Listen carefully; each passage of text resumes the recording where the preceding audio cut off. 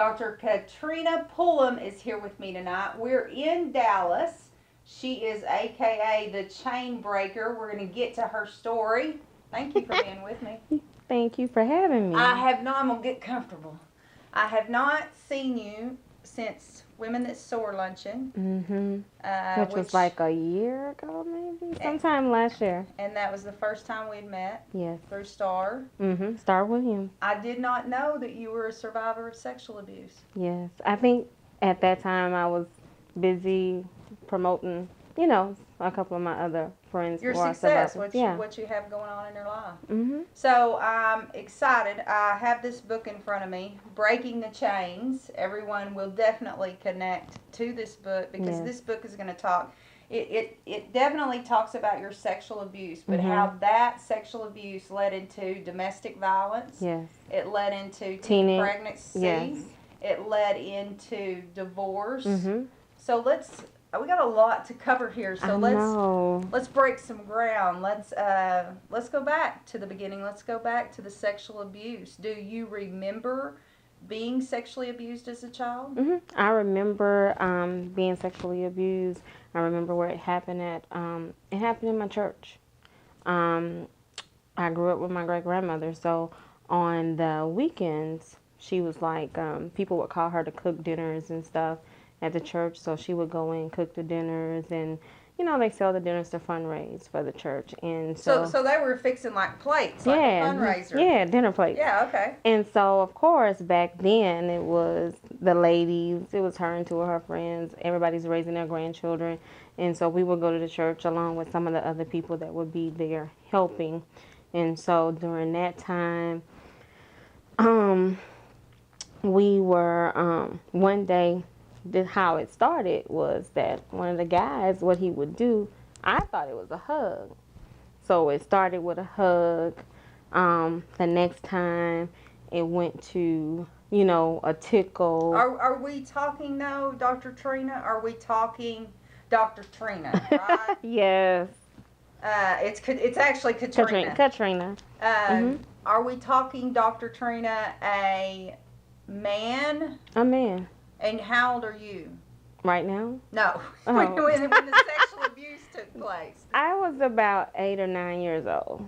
And so is he 17? Is he 60? No, at that time, he was probably in his 50s or 60s. He's no longer living, but he was an older gentleman. And so, like I said, it built up. And then around that third time, he took me into his office. So what he did during that hug maybe was try to earn your trust? To earn my trust, to groom me. Pretty much to groom me. I already knew that I could trust him. Well, I thought I did because this is someone who I grew up in the church under. And so from there, he would lure me as closer and closer to his office.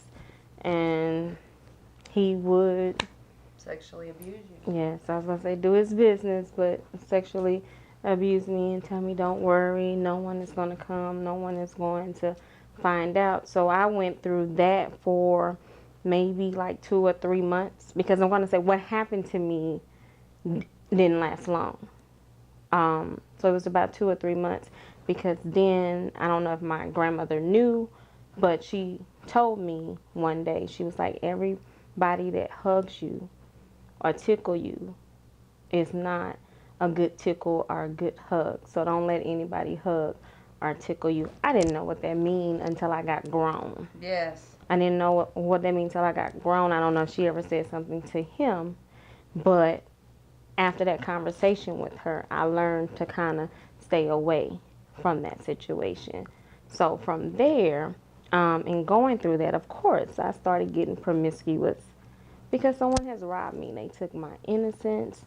And so what I'm going to do, I don't know any better. You're seeking the attention. Yeah. That's very common. Right. Because I always question, like, okay, I have 2 parents, but I never lived with them. I stayed with my grandmother. She raised me. And so just to have somebody show you that attention, I was beginning to seek it from other people. I also began to drink, never did drugs, but like to drink alcohol because that was a coping mechanism But for what me at that age are we time. talking? Are you in your teens by this Oh no, I'm time? like 11, 12 years old. So within 2 years, you started self-medicating. I started self medicating. I started looking for love in the wrong places. I started questioning why me, especially when I got around 12. Like, why me? So take me into now 15, 16 years old Fifteen when is you're in high school. Who were you? What did that become like? Were you still sexually involved? in high school, I was still sexually involved. But but I was doing more drinking. I was drinking every day. I was drinking so much where the bottles of alcohol, I would hide them in my closet. And I know you may ask, how did I get the alcohol? I hung out with older people. Mm-hmm. They got the alcohol for me. My grades and everything began to decline. But I was living behind the mask of I was too scared to tell anybody that somebody had done something to me because I was always worried about my family's image and what would they say, and no one seen the signs of me acting out because I go from straight A's down to I don't care about school, I don't want to go to school, all of those things because I hadn't dealt with what had happened to me. But But it's how are you going to if you don't even? I mean, that's the thing. If you're exposed sexually at 9 years old and even at 12 years old, really your body hasn't even matured to a point of puberty, number one. mm-hmm, I would assume in our generation you didn't talk about sex, number two. mm-mm. So, how would you even be able to articulate to someone if you don't have the vocabulary? You wouldn't be able to. And what I can say, like just sitting here, I'm thinking, like even when my grandmother stayed at, there was a neighbor who just thought it was okay. When I would sit outside, he was standing in the door butt naked. So I started to deal with those issues of running back in the house, not wanting to go outside. But back then, people didn't want to talk about it. Mm-hmm. They didn't want to talk about what was going on. You're a child, instead of looking into this child is having behavior problems. She won't go to school. She won't leave the house. She won't do all of these different things. But they never ask why. I don't want to go to church. I had got that in my head. I had behavior issues even when I went to church, but no one ever stopped to think what's going on. Mm-hmm. And so now, how old were you when your teen pregnancy, when you gave birth to your child? When I got pregnant, my son's father, at that time, you would consider it sexual abuse, but because I was groomed by that older person, I catered towards older men just looking for love in the wrong places. Mm-hmm. And going through that, it was a while before I told my grandparents that I was pregnant. And so once I got pregnant, no, I didn't want to have a child. I didn't want to have anything to do with a child because I was a child. So how Yes. can I raise a child? Again, you're by yourself. Everybody's off doing their thing. Okay, I'm seeking attention. I need to be with somebody, and then longing for that attention. That's when I got pregnant at the age of 16. Wow. So I was in my junior year, afraid, didn't know what to do, kept wondering why all of these things were happening to me. I wanted to have a boyfriend just like my friends had a boyfriend, but I wanted one that would stay, not one that, okay, would come and then, they'll be gone. And so, had my baby. The first 6 weeks of 12th grade, I couldn't go to school because I just had the baby. But I pushed through it. I pushed forward. My family really supported me as long as I went to school. Went to school, finished school with honors, and ended up going to college, not to the college that I wanted to go to, but still, I still went to college. Yeah, I still went to college, and I was a forensic investigator, so I investigated child sexual abuse cases. Never knew why, because what happened to me, I suppressed a lot of it. Mm-hmm. I did because, we didn't want to deal with it. Mm-hmm. And so my subconscious, I worked in the field. I went into sexual abuse investigations, sexual assault investigations. You're saying you had suppressed your own story, mm-hmm. but because you were helping these other children that you didn't even know, possibly strangers to you, but because you had these cases, in some sort of way it was healing to you, not to look at your own story, but to look through yourself through theirs. Because it drew the attention off of me. And so people would ask, well, why did you pick this field? How can you stand to work with the perpetrators? All of these different things. And I would tell people it's like an out-of-body experience.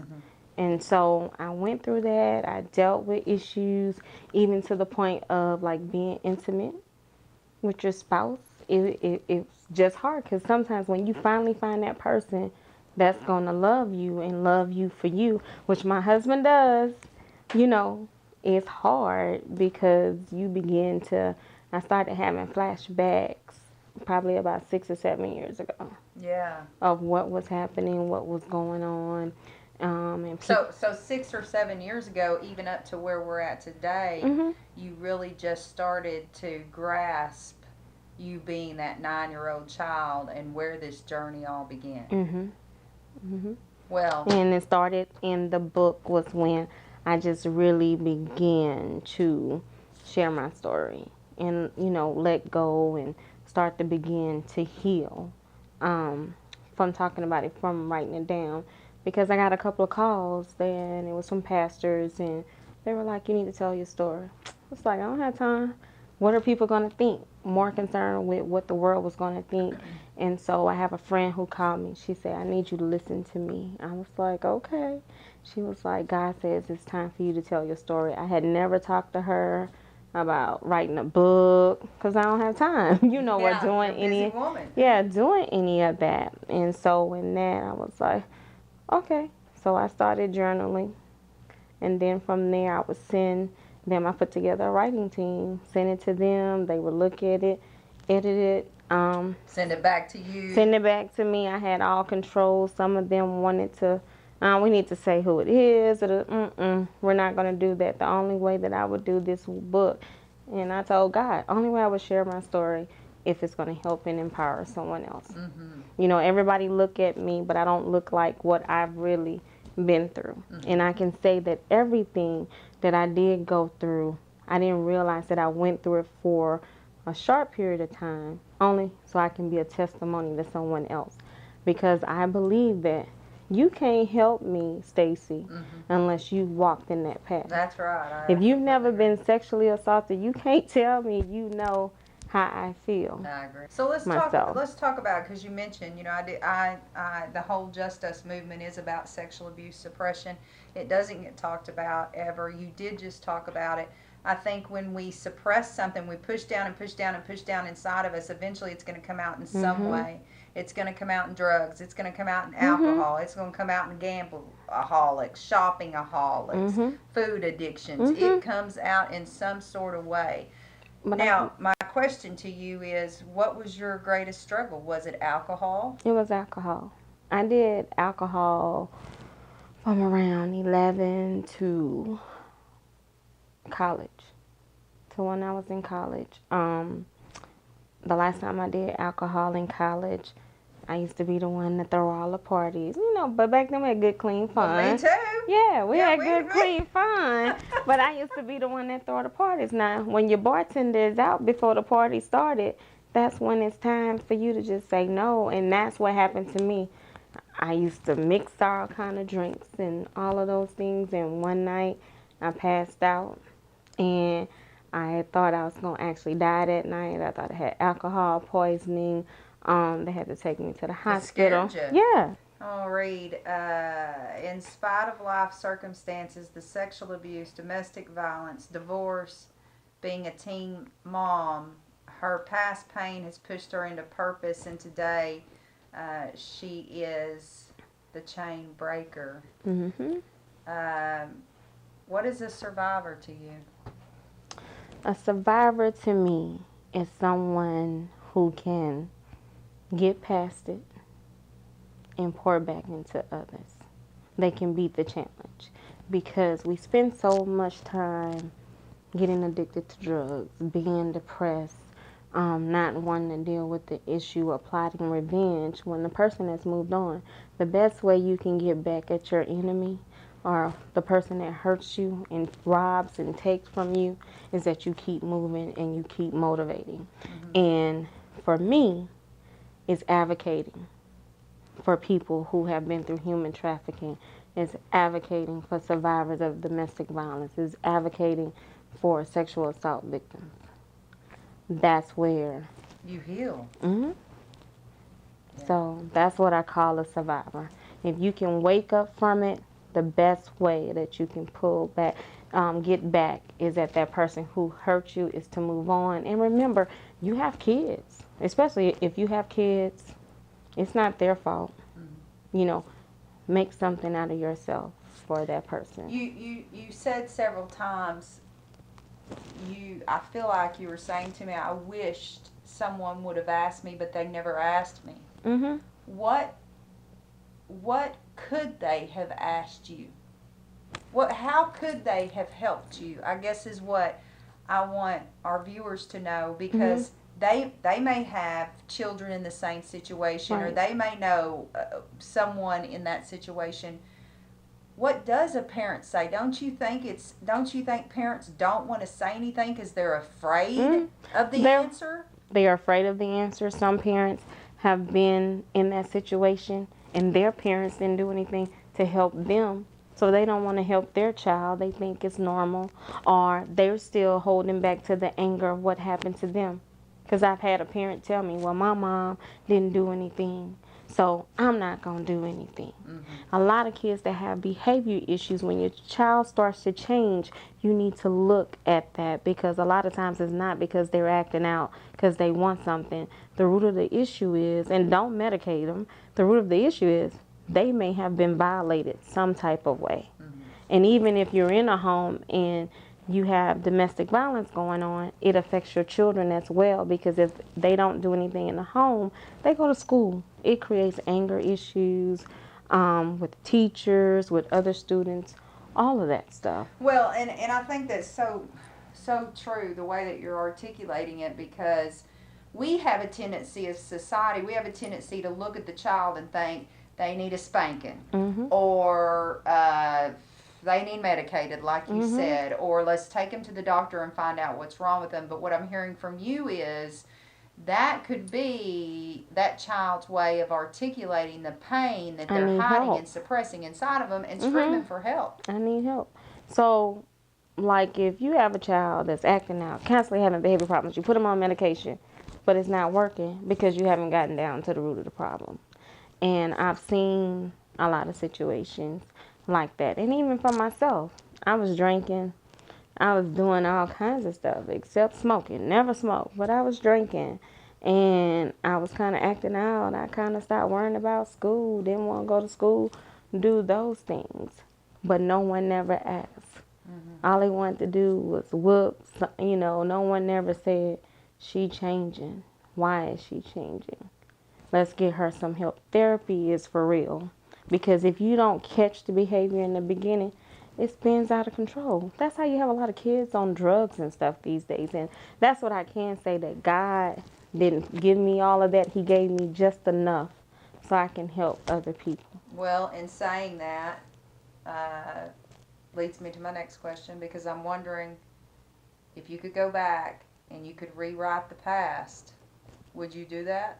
Would you take on, we've all got a past. Would you take on someone else's story? Or are you holding to yours? I'll keep mine. I always wished, okay, why I couldn't grow up with my dad in the house. Those type of things, because that creates issues too. Especially when you have kids. They want to know about your father. How was he as a father? And young girls, even if fathers are listening to this, especially when you have girls look for that role model. And so they begin to look for a father figure in other people. So, value the time that you have with your kids. So I don't think I would go back and change anything, because we could look to say what looks good outside is not always good. So I don't know what somebody else's story would be, but it would not make me who I am today. I wouldn't be as mature as I am today. So, growing up with the firm strict household. I'm kind of like that on my kids, but not too much. I am a little lenient, a little open, but I still have that foundation of how to be a parent and don't just be their friend. Have you forgiven the church? Yeah, it wasn't the church. It was the person in the church. So that person is now deceased. And is he forgiven? You know, I know God says we're supposed to forgive. You know, he say that. But come on now. Huh? You would, if forgiveness in a way you're sitting here today, look at all you're doing to help other people and all you've done in your life. He made me the person I am, but like to forgive, I mean, it's hard to forget, but I'm better because normally I would tear up at first, you know, especially some days when I sit and I think about it. I used to tear up and cry and stuff. My husband be like, "Why are you crying?" I'm like, "I don't know." You know, you just be emotional. But now I can talk about it. You have some sort of attachment to that little girl, even though she's not a part of you. I would assume she will have a big piece of you. And some days, one survivor once told me, they were like, if I think about this all the time, then I can't really heal. So I have to allow myself a time. I have to allow myself, because it takes a lot of energy to go back and just really allow that person. Right. You know, she'll always be with us, or he'll always be with us, but to allow them to open up and talk about it. So, yeah, I think you're probably... And I made a lot of people proud, because when the book came out, I was like, oh, God, I'm going to get all these questions. People going to ask me stuff. But I actually went back to my church and did a book signing. They called for me to come back. No one has asked me anything. They just say they love the book. Yeah. So, and that's what I wanted. I didn't want them... it's because it helped them? I didn't want anybody to think, oh, it's a tell-all. It's none of that. It's about empowering other people. So originally it was for women and young girls. Now it's for men, boys, whoever wants it. I've had men ask for it. Yeah. When I speak at youth groups, I always give them a copy of the book. And they was like, I want it signed, you know, all of those things. So just to see them being empowered, a lot of times people may not tag me. But if I'm on social media and I scroll down the feed, I'll see people say, well, I went back to school after reading Dr. Trina's book, Breaking the Chains, go out and get it. You know, just all of those different things. Well, and you got a good point, because lots of people don't talk about their sexual abuse, which is why I believe there's millions of adult men and women out there that are sexually suppressed. They're still hiding, like you've spoken about, my own personal story. And I think you're exactly right. I think they're afraid to share their story and be who they really are, because they're afraid they'll look damaged, or they'll look damaged in some sort of way. But you're saying that you're using your story to empower you. Yes. It's to empower me and everybody else who reads it. Well, I want to thank you for sitting down and sharing your story with me this evening. One last thing. I want you to finish a sentence for me. Okay. I am a survivor. I am the chain breaker. I was going to say the chain breaker. I'm the chain breaker. I'm the chain breaker because I done broke the chains of domestic violence. I've broken the chains of sexual abuse. I've overcome depression. I overcome being a teen alcoholic. I've overcome a lot of things in my life. And so I've let the shackles go, and I'm pursuing and walking in the purpose that God has designed for me. Come on aboard. Yeah. Yeah.